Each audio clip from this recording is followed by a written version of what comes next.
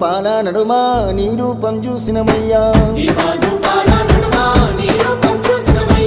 అవు పెరుగు తెచ్చినమయ్యా, పెరుగాభిషేకము నీకే గనగాన గంటను కొట్టి గనముగా గొలిచినమయ్యా,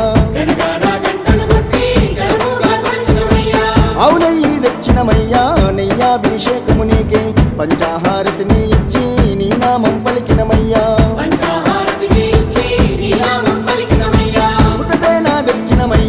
తేనాభిషేకము నీకే కర్పూర దీపము చూపి నీ దీవెన అడిగినమయ్యా,